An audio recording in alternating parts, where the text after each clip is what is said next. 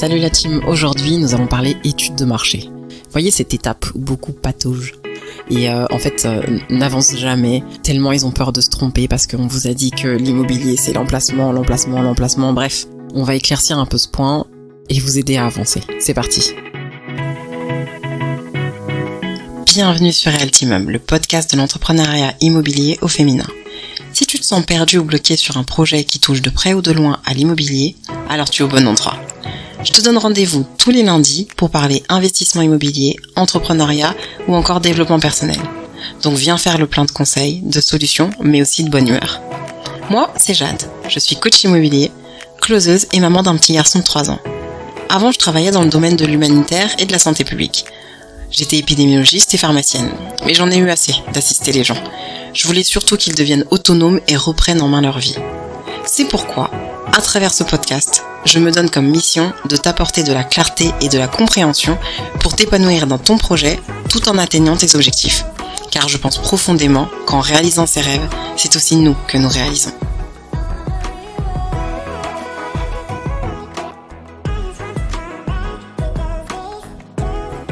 Salut tout le monde, donc aujourd'hui nous allons nous intéresser à l'étude de marché et notamment à ce blocage que beaucoup font parce qu'ils n'arrivent pas à se fixer à un endroit où acheter, parce qu'ils ont peur de se tromper, ils ont peur d'acheter au mauvais endroit. Et là je parle pas forcément de la partie rentabilité ou de la partie locataire, c'est vraiment, ils ont une trouille bleue de se tromper en fait. C'est même pas simplement que d'acheter au mauvais endroit, c'est carrément de se tromper. Donc, à la fin de cet épisode, je pense que, en tout cas mon objectif, c'est de vous aider à relativiser un peu cette étape-là et à vous faire un peu confiance. Tout le monde a été locataire dans sa vie. Donc, vous savez exactement ce que cherche votre cible puisque vous avez été locataire vous-même. D'accord ? Ce que je voudrais vous partager dans cet épisode-là, c'est surtout d'arriver à vous faire confiance. Il y a plein de méthodes, plein de méthodes qui existent pour faire l'étude de marché. Le tout, c'est que vous trouviez celle vraiment qui vous convainc et qui vous rassure dans le fait que, ok, si j'ai telle information sur le lieu où je vais acheter, bah c'est bon. Mais comme n'importe quelle étude de marché, il faut que vous connaissiez votre persona, il faut que vous connaissiez votre cible, à qui vous voulez louer. Et une fois que vous saurez à qui vous voulez louer, bah à ce moment-là, ce sera pas très compliqué de trouver un bon emplacement. Et je parle pas nécessairement de la taille de la ville ou du nombre d'habitants. Ce qu'on veut, en général, quand on achète dans un endroit, c'est avoir une tension locative certaine. Et après, bien sûr, tout est relatif, mais au moins avoir de la demande. Ensuite, être dans une ville dynamique, c'est-à-dire une ville où les choses bougent, les choses avancent, il y a des améliorations qui sont faites, où les autorités cherchent à attirer des nouveaux habitants. Et enfin, on cherche une zone qui va rentrer dans nos critères de budget, mais aussi de rentabilité. Donc, un endroit où le prix au mètre carré va nous permettre d'acheter ce qu'on veut acheter. Pour le premier point, la tension locative, comme je vous le disais, c'est relatif. Commençons par ça. C'est relatif parce que si vous cherchez une tension locative où quand vous allez mettre une annonce, vous allez avoir 20 appels, c'est que vous allez dans des villes où la tension est très forte. Ça rassure, ça donne le choix, je peux comprendre. Mais en vrai, quand vous avez un logement et que vous avez 5 candidats, franchement, c'est suffisant. Vous n'avez pas besoin d'en avoir 30 000 en fait. Vous avez un logement, vous avez 5 candidats. En une semaine, c'est plus que raisonnable. Il y a plein de zones comme ça en France et qui n'ont pas 20 000 habitants, 50 000 habitants. Donc, sur cet aspect de la tension locative, vous allez avoir plusieurs possibilités. Ça va dépendre de votre aversion au risque, de votre besoin de confirmer une information. Vous allez avoir la version pratique ou pratique, avec la fausse annonce. Bah, ça, je pense que tout le monde la connaît. La fausse annonce sur le Bon Coin, avec des photos d'un bien qui est proche de ce qu'on a envie de faire, 2 pièces, 3 pièces, etc., colocation. Et on va se laisser une semaine en comptabilisant le nombre de candidatures et éventuellement en poussant un peu l'analyse, en regardant les profils de chaque candidat. Clairement, si en une semaine vous avez 5 candidatures, ou en 10 jours, vous faites le calcul, en fait, l'idée c'est, est-ce que j'aurai le temps sur mon préavis, d'1 mois ou de 3 mois, ça dépend de ce qu'on veut faire derrière, de la location nue ou de la location meublée, mais si en 15 jours j'arrive à avoir 5, 6, 10 candidatures, j'ai quand même de fortes chances de retrouver un locataire à la fin du mois de préavis. Ça va être ça, votre seuil, entre guillemets. Est-ce qu'en 1 mois, j'ai le temps de retrouver un autre locataire ? La fausse annonce. Bon, forcément, la fausse annonce a ses limites parce que Malheureusement, on l'a fait à un instant T, et sur une année, les demandes locatives peuvent éventuellement bouger. Donc ça va avoir ça comme grosse limite, c'est que en fonction du moment de l'année où vous la faites, ça peut ne pas être corrélé vraiment à la réalité. Mais qu'importe, en vrai. C'est déjà une première information. Ensuite, vous allez avoir une autre solution qui va consister à aller regarder sur certains sites qui font déjà un peu cette analyse de tension locative. Donc, vous allez avoir le tensiomètre locatif de Locservice qui va vous analyser. Vous avez juste à mettre le nom de la ville, la typologie du bien que vous voulez analyser, et vous allez avoir la tension locative. Est-ce que c'est très facile de trouver ce type de bien en location? Est-ce que c'est difficile? Et lorsque ça l'est, est-ce que quel est le budget des candidats et vers où ça se situe? Donc c'est très visuel, c'est très simple, c'est rapide, mais le bémol, c'est que effectivement, on n'a pas toutes les villes. Parfois, ils n'ont pas de données sur certaines villes. Et quand ils n'ont pas de données sur certaines villes, vous avez cette possibilité, en tout cas, vous avez ce choix de vous dire, j'y vais pas parce que Locservice n'a pas de données dessus, mais ça ne veut pas dire qu'il n'y a pas de demande dans cette ville. Ça veut simplement dire que les gens qui louent leurs biens dans ces villes-là n'utilisent pas Locservice, puisque Locservice se base sur ses propres données. À la base, Locservice, c'est un site qui permet de mettre en relation des candidats et des propriétaires, et eux se proposent bien sûr d'analyser le dossier du candidat et de proposer votre bien à ces personnes-là qui vont pouvoir vous contacter. Et les personnes l'utilisent en parallèle du Boncoin, etc. Donc finalement, ils se basent sur leurs données, donc ce ne sont pas des données nationales, ce sont simplement leurs propres données. Donc vous comprenez bien que si dans une ville, c'est très facile de trouver des locataires en allant sur le Boncoin, je vais pas me faire chier avec Locservice. Donc voilà, c'est une des limites. Donc vous avez ce choix à ce moment-là, une fois que vous vous êtes rendu compte que votre ville n'est pas sur Locservice, n'est pas dans le tensiomètre locatif. Ça veut pas dire qu'il se passe rien dans cette ville, ça veut simplement dire que les gens n'utilisent pas ce moyen-là pour mettre en location leurs biens. Enfin, la dernière façon vraiment de vérifier la tension locative, ça va être un peu plus poussé, entre guillemets, ça va prendre un peu plus de temps, c'est très très analytique. Pour ceux qui n'aiment pas trop cette façon de procéder, c'est d'aller voir sur le site de l'INSEE et de réaliser une véritable étude socio-démographique. Franchement, je peux pas l'appeler autrement. Vous allez vous intéresser notamment à l'évolution de la population. Est-ce que les gens déménagent? Est-ce qu'ils s'installent?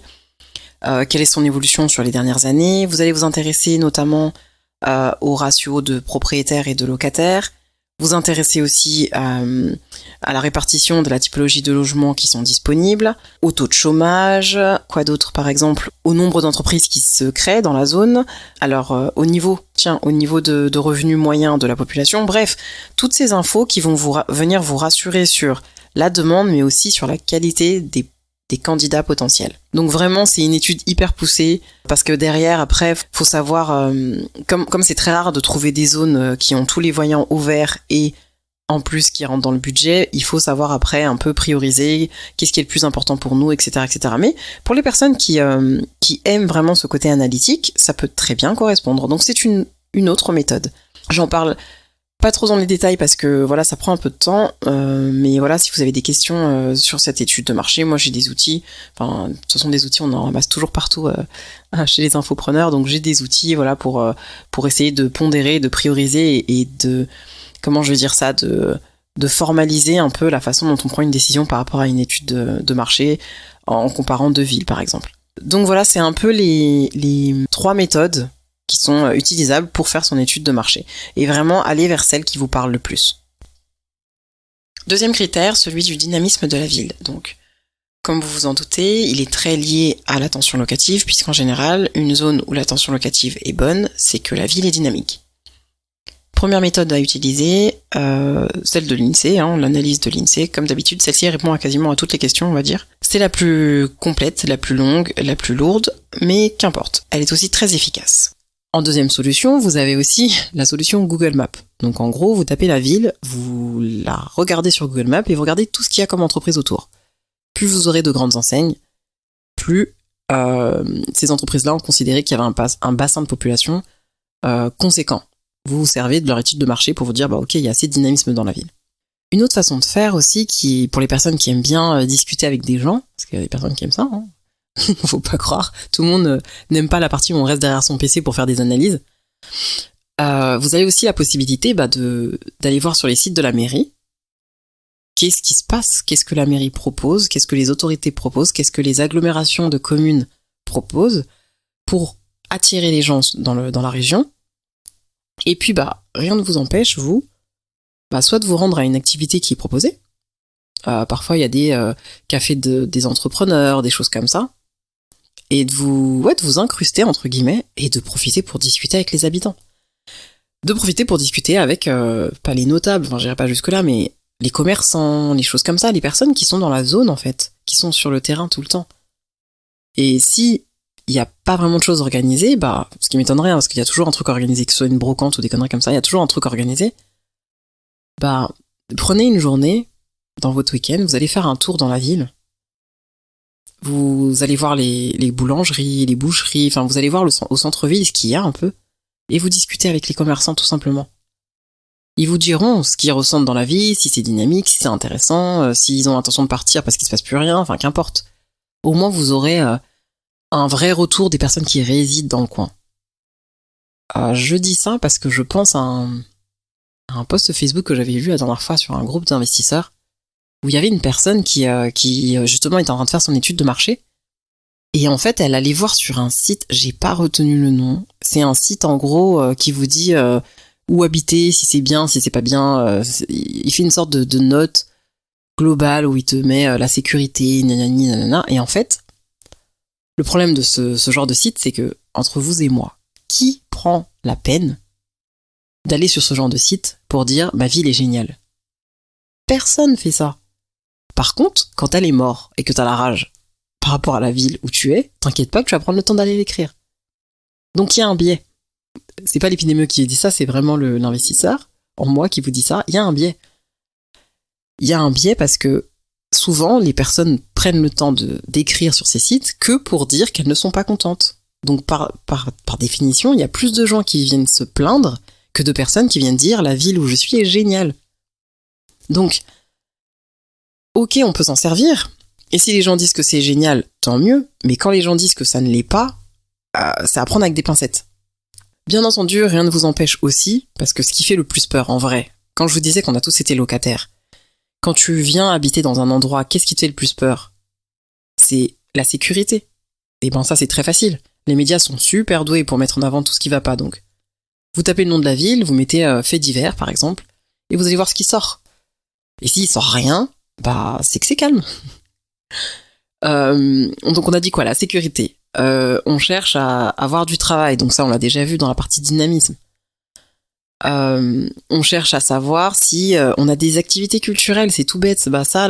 Souvent la méthode Google Maps elle est très bien parce que vous allez voir s'il y a une salle de sport, s'il y a un théâtre, s'il y a un cinéma, s'il y a une piscine, bref, en fait quand on cherche à se faire plaisir autour. Et si dans un rayon de 15-20 minutes, il y a quelque chose pour se divertir, c'est très bien, c'est aussi suffisant. Et le dernier élément, éventuellement, c'est qu'on cherche à se soigner. Donc on fait en sorte d'être pas très loin ou d'un médecin traitant et ou d'un hôpital ou d'une clinique. Franchement, en général, c'est ce que les gens cherchent. Après, pour se nourrir, on se fait livrer. Hein. Donc même si vous n'avez pas un supermarché à 2 pas, vous avez toujours une supérette ou des choses comme ça. Il y a des zones où on n'a pas le choix d'avoir une voiture. Et quand bien même il n'y a pas de transport en commun, ça veut pas dire que les gens n'habitent pas là-bas, en fait. Et tout ça, ça s'observe, tout simplement. Pas besoin d'avoir un algorithme hyper complexe en fait pour aller voir que à 20 minutes de la ville, j'ai de quoi faire les courses, j'ai de quoi sortir, j'ai de quoi me divertir, j'ai de quoi faire du sport, et ainsi de suite. Enfin, le dernier point, c'est est-ce que j'ai un prix au mètre carré qui est cohérent avec mon enveloppe ? Ça, c'est pas très compliqué à vérifier. Ce que je peux vous conseiller, c'est de multiplier un peu les sources pour pouvoir faire des moyennes, mais de garder à l'esprit que lorsque vous allez sur des sites d'agences immobilières, c'est les prix, c'est souvent les prix affichés dans les agences. Donc c'est le prix que les acheteurs, donc c'est le prix que les vendeurs veulent de leurs biens. Il faut absolument en fait le contrebalancer avec les véritables prix, les prix de vente, vraiment, pas les prix qui sont affichés. Et donc ça, vous allez le retrouver notamment sur le site des notaires, donc Immonotaire, je crois que c'est, ou Immobilier Notaire, je sais jamais. Et puis vous allez aussi pouvoir regarder sur la DVF, donc la DVF c'est une grosse base de données, C'est le site de la DVF, en fait, c'est une grosse base de données qui répertorie toutes les transactions immobilières qui ont été faites, enregistrées au niveau de l'État, quoi. Donc c'est précis, entre guillemets, on n'a pas la qualité du bien, mais vous allez avoir par exemple la surface, le nombre de pièces et la rue. Donc ça peut être aussi très intéressant quand vous voulez faire une négociation, parce qu'une fois que vous avez l'adresse et donc la parcelle cadastrale, vous allez pouvoir vérifier en remontant, je sais plus jusqu'où ça remonte, au moins les 10 dernières années. Ça vous permet de voir l'évolution du prix au mètre carré. Vous pouvez faire un export en plus Excel. Donc derrière, vous avez vraiment des données qui sont fiables en fait. Et avec ça, vous allez, en mixant ces différentes sources, vous allez pouvoir avoir un prix au mètre carré de la zone qui est entre guillemets cohérent. Bon, là dans la situation actuelle, comme on est un peu dans un moment charnière, il se peut que les données ne suivent pas encore la réalité du terrain. Ça veut dire que en ce moment, il y a quand même beaucoup de biens qui sont négociables sur le marché, plus qu'il y a quelques mois déjà. Donc il se peut que la DVF n'ait pas encore capté ce changement-là. Il va falloir peut-être quelques semaines, enfin encore quelques mois, pour pouvoir l'observer. Mais ça vous donne déjà une première idée. Tout ça pour dire que effectivement, même si vous vous arrêtez sur une zone qui a un prix au mètre carré, qui rassemble les critères que vous cherchez, mais qui est légèrement encore un peu au-dessus de votre enveloppe, ça vaut le coup quand même de garder un œil dessus, parce que en ce moment vraiment, les vendeurs vont vraiment finir par devoir baisser les prix pour vendre leurs biens. En tout cas, ceux qui sont les plus pressés à vendre. Ça vaut le coup parfois d'avoir les yeux un peu plus grands que le ventre et de se dire bon, je tenterai la négociation, quoi. Et à chaque fois que vous obtenez le prix au mètre carré dans une zone, vous utilisez simplement le prix de location au mètre carré pour pouvoir calculer une rentabilité apparente de la zone et vous dire ok, dès que ça dépasse 7% par exemple, je vais commencer à creuser parce que ça vaut le coup. Et que derrière, j'aurai une marge de négociation qui me permettra éventuellement d'atteindre mes 10%, mes 11%, mes 12%, en tout cas la rentabilité que je vise. Voilà, si vous deviez vraiment retenir une chose dans l'étude de marché, c'est pas la peine de faire compliqué parfois. Faites-vous confiance, vous avez été locataire, donc vous connaissez vos cibles. Et quand vous connaissez pas votre cible, c'est possible, imaginons que vous vouliez louer à une famille, et que vous êtes encore célibataire, discutez avec vos proches. Demandez à vos proches, qu'est-ce qui ferait que vous aurez envie de vous installer dans une ville? Qu'est-ce que vous regarderez comme critère? Posez les questions à vos proches et servez-vous-en pour sélectionner la ville qui vous intéresse le plus. Et je rajouterai un dernier point, choisissez vraiment une méthode qui vous parle aussi. Allez vers une méthode qui vous parle. Si pour vous c'est aller discuter avec les gens sur place, allez-y. Ça rendra pas votre étude de marché moins fiable. Si par exemple vous avez pas envie de faire un truc hyper analytique, allez sur Google Maps, ça marche aussi. Franchement, il y a plein de méthodes, il y a vraiment plein de méthodes. D'autres vont être plus précises que d'autres, mais en vrai, elles se valent toutes plus ou moins. Faites-vous confiance. Et pour finir, un dernier tips. Vous pouvez vous trouver sur des villes qui sont a priori pas sexy au premier point, mais parfois quand on fait un tour sur le site internet de la mairie de la ville ou de la communauté d'agglomération, on peut trouver des projets d'urbanisme hyper intéressants qui indiquent vraiment que les autorités ont envie d'attirer des nouveaux habitants et qu'elles mettent les moyens pour ça. Et ça permet parfois de repérer des villes qui sont un peu sous-estimées à première vue et qui pourraient derrière être super intéressantes en termes d'évolution de population et donc derrière de prix de l'immobilier. Bon voilà, tiens, l'épisode est un peu long aujourd'hui. C'est pas grave, écoutez, j'espère que ce petit topo sur l'étude de marché et sur le fait un peu de vous faire confiance vous aidera à sauter le pas, à passer cette petite étape qui peut être un peu flippante, c'est normal, on a peur de se tromper, c'est logique, mais vraiment, restez pas dans votre coin, discutez-en. Vous avez mon Calendly si vous voulez dans la description de l'épisode. Je peux vous accompagner sur une étude de marché sans problème. Munissez-vous simplement de votre stratégie et de votre enveloppe. Et après, il n'y aura plus que des curseurs à bouger pour trouver votre ville idéale. Comme d'habitude, n'hésitez pas à m'envoyer vos questions par mail à contact.realtimum@gmail.com ou à réserver un Calendly si vous avez envie d'échanger de façon un peu plus approfondie.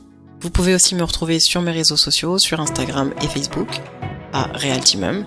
Pour conclure, j'ai plus qu'à vous souhaiter une très belle semaine et à vous dire à très vite sur Realtimum. Merci de m'avoir écouté.